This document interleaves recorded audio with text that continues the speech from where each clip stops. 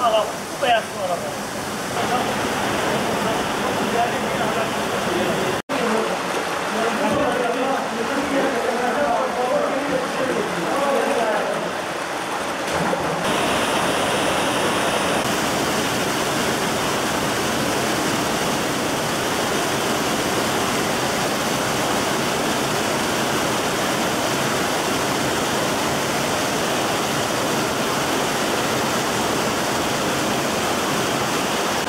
Önüne gidecek bayağı su değil. Ne oldu? Ne anladın? Gidemezsen daha iyi.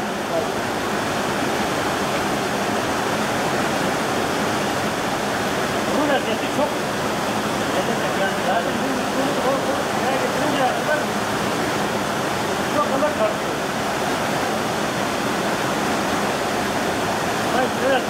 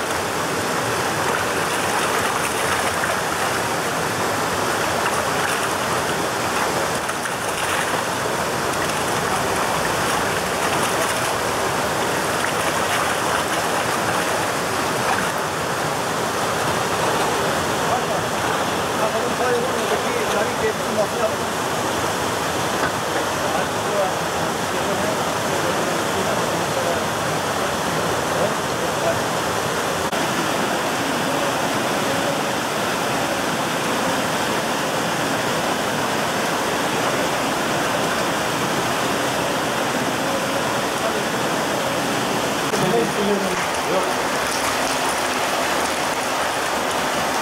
Allah güzel bir şey değil. Bunlar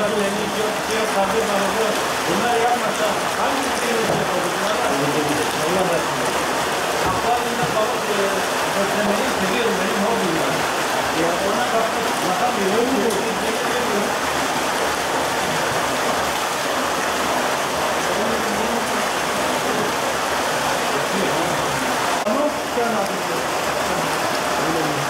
Abi 25 tane yap.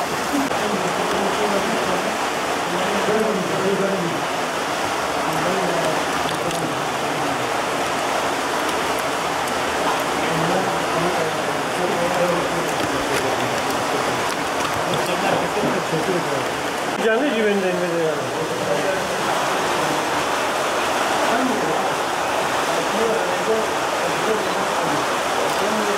Ne bulasın nereye? Dünya nereye? Sıra nereye? Bilmiyorum atabiliyor. Bu az önce gidiyor. Güney bak. Şimdi böyle mi?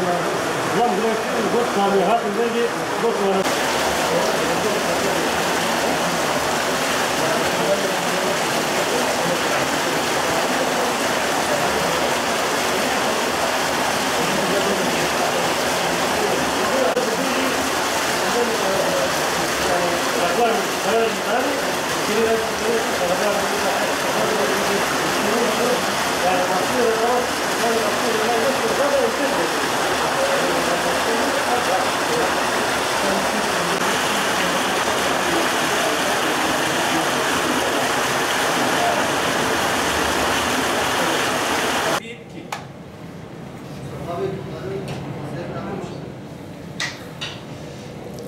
Balıklar atıyoruz.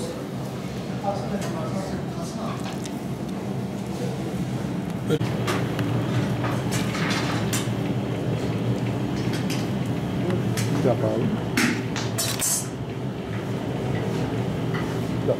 İkisi bir arada.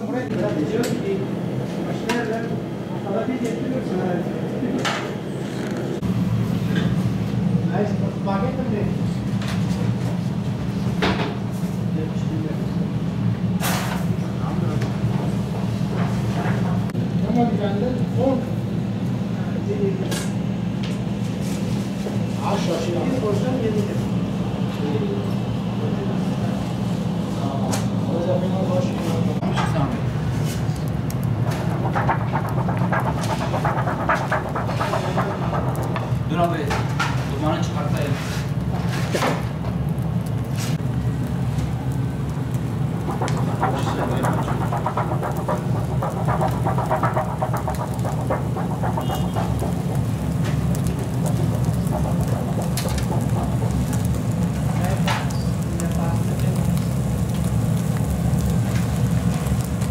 Duman çık.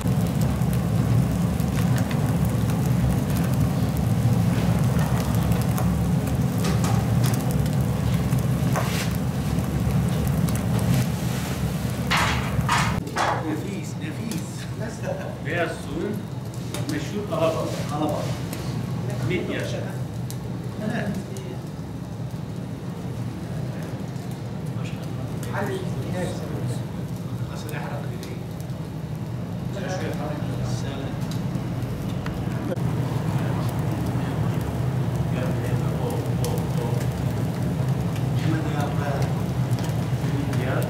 Beyaz su kalabalık.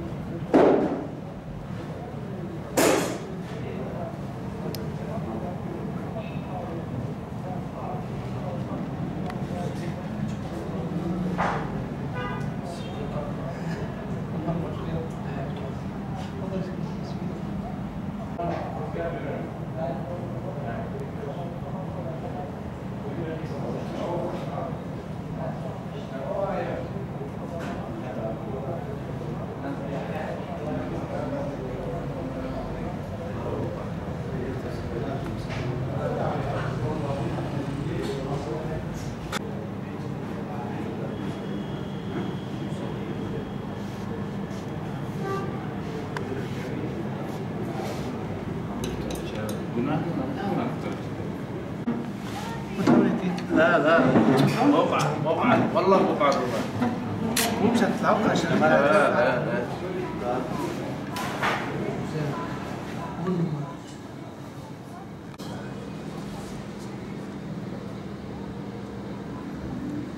Beyaz Su Alabalık 2000 yılında bu işe başladım.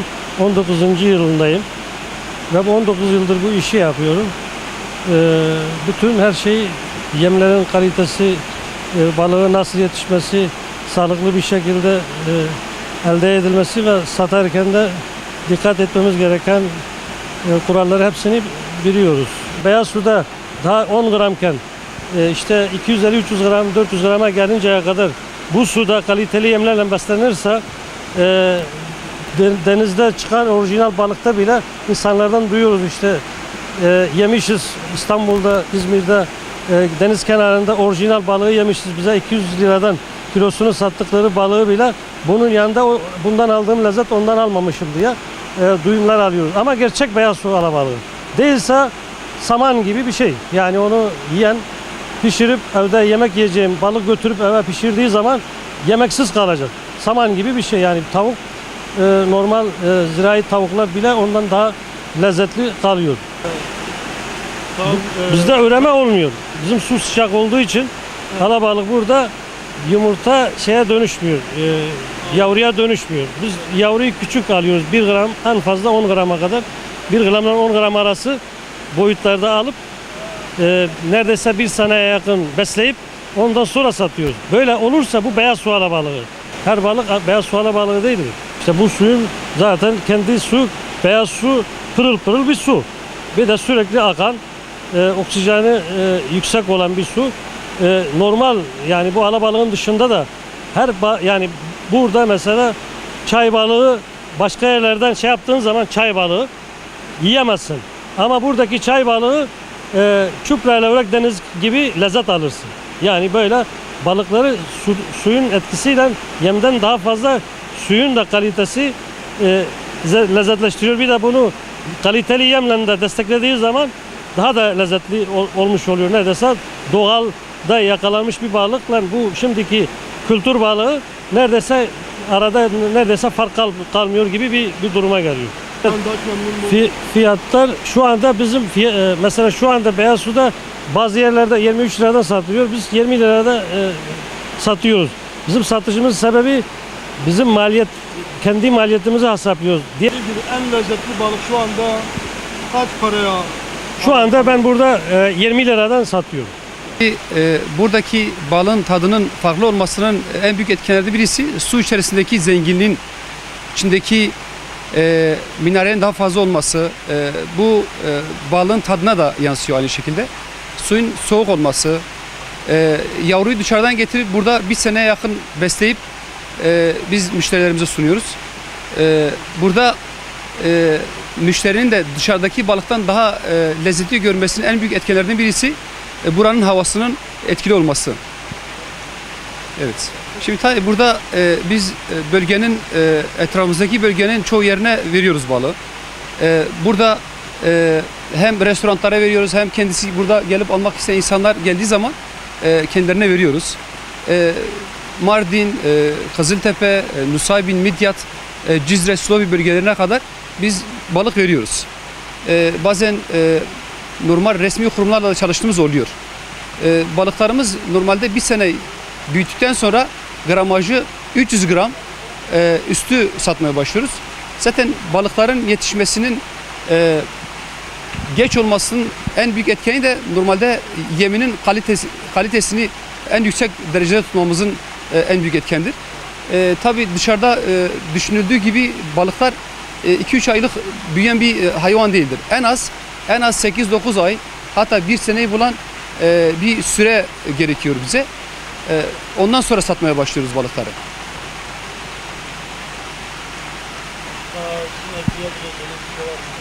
Şimdi tabii burada aslında dışarıdan gelen piknik ve restoranlara gelen müşterilere bizim ekstradan bir ricamız var.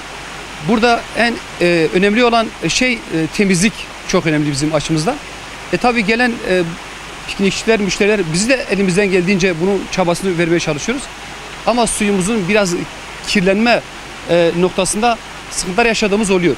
Bunlar siz de şahit olmuşsunuzdur. Buna özellikle denmek istiyorum. Bu röportajı dinleyen bütün arkadaşlara buradan tekrardan rica olarak sunuyoruz. Elinden geldiği kadar bu temizliğe önem verip çünkü burası bizim geleceğimiz. Bu önemli bir nokta. Buna ekstradan çaba harcamak hepimizin asli görevidir. Teşekkür ediyorum.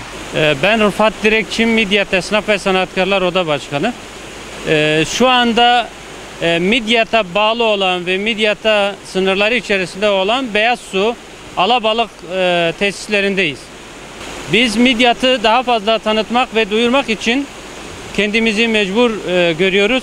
Çünkü buranın güzelliklerini sadece biz Midyatlar burada değil, daha fazla kişiye ulaşabilmek için basın aracılığıyla sesimizi duyurmaya çalışıyoruz. Bunlar bize bağlı olduğu için bunları tanıtmak, bunların yeni pazarlara ulaşması için bir çalışma yaptık. Ve şahit olduğumuz yerde küçük 1-2 gramlık iken bunların yaklaşık 1 kilo 500-600 grama gelinceye kadar ki kıvama gelinceye kadar besleme sürecini görmek istedik yerinde. Şimdi gördük ki burada küçük yavru iken beslenip tatlı suyumuzda, beyaz suyun bu berrak suyunda beslenmesi, sofralarımıza gelmesi çok zahmetli bir süreçten geçiyor.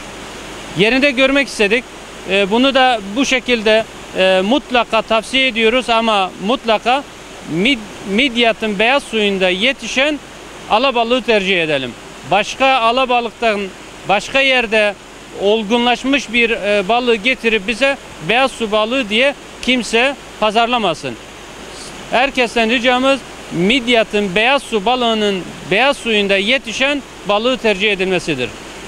Çalışmalarımızı yerinde görüp hem işletme sahipleriyle birebir görüşüp bunlarla bir çalışma yaparak yeni pazarlara ulaşabilme, yani ilçe ve ilimizin dışındaki yakın olan yerlerde bunların biraz daha entegritesi haline gelip yeni pazarlara, yeni sofralara daha fazla yaygın bir pazar elde etmesi için, çünkü çok zahmetli bir işlemden geçiyor. 8 ay, 9 aylık bir süreçte ancak sofralık bir balık haline gelebiliyor buradaki tesislerde. Çalışanlar da bu zahmeti çekiyorlar. Emeğin karşılığını alması için üzerimize düşen yeni pazarlara ulaşması için gayret sarf edeceğiz. Gereken yerlere de bu şekilde bir çalışma, ön izleme, onların emeklerinin hakkını alması için farklı illerde, farklı ilçelerde bunun tanıtımını yapacağız inşallah. Tabii ki sadece burada sınırlı kalmaması için bunların soğutucu olan araçlarla taşınması lazım. Bunların şarküteri reyonlarında satılması için paketlenmesi, entegre tesisinden geçmesi, modernleşmesi için ilk adımlar. Tabii devlet büyüklerimizden ticari anlamda destek veren bu tür kuruluşlara daha fazla pozitif ayrımcılık yapılmasını talep ediyoruz. Bunların geliştirmesi lazım, desteklenmesi lazım. Faizsiz kredilerle bunların daha fazla memleketimize, buradaki huzurun olduğu bir yerde devletimizin baki kalması, esnafımızın kendi kaynakları, gücü ve sermayesiyle ayakta kalması için bir çaba sarf ediyor. Bunun mutlaka işlenmesi, taşınması, pazarlanması konusunda üzerimize gelen eğitimlerle, seminerlerle veya birebir uygulamalı tekniklerle bunları geliştireceğiz inşallah. Bu şekilde bir eksikliği gördük. Bir diğer konuyu da özellikle söylemek istiyorum. Şu anda bu tesiste 4 kişi çalışmakta. Bu tesislerin 4 değil de niye 10 kişi çalışmasın? Eğer bu pazarlama dışarıya çıkarsa, desteklenirse umut ediyoruz ki bir şoför olacak, istihdam edilecek. Bunun paketleyeni, bunun arz edeni, bunun temizleyeni, müşteriye, tüketiciye ulaşılması için aracılar daha da fazla artar. İstihdama da çok güzel bir katkısı olacak. Sezonluk bir yerdir beyaz su, mesire alanıdır. Güzelliğiyle cezbediyor, insanlara hayranlık veren bir doğası vardır. Doğal, ekolojik bir alandır. Bu suların içerisinde, berrak suların içerisinde alabalığı taze bir şekilde, denizimiz yok ama biz alabalığı burada taze bir şekilde tüketebiliyoruz. İstediğimiz saatte, istediğimiz zaman ulaşabiliyoruz. Ama neden? Bütün marketlerimizde, ulusal marketlerde niye beyaz suyun patentli markası olan balığımız olmasın? Gördüğünüz gibi küçük yavru balıklarla besleniyor 9 aylık bir süreç içerisinde, ondan sonra sofralık olabiliyor. 400-500 gramlık bir balık haline geliyor. Çok zahmetli bir süreç. Bu konuda da üzerimize düşen ne varsa destek vereceğiz, yol göstererek yeni pazarlara bunları ulaştıracağız inşallah. Şimdi burada öyle bir güzellik var ki alabalık dedik. Alabalığın yetiştiği sular, tatlı sular, doğal kaynak suyu. Yani bir göletin, bir birikintinin içerisindeki balıklar değil. Mutlaka geldiğiniz zaman kış sezonunda da var, yaz sezonunda da var. Midyat, beyaz su alabalığını ısrarla içseniz lezzetine, tadına doyamazsınız. Ama midyat beyaz suyunda yetişen alabalığı tercih edilmesini tavsiye ediyoruz, öneriyoruz. Herkes tatsın, lezzeti görsün.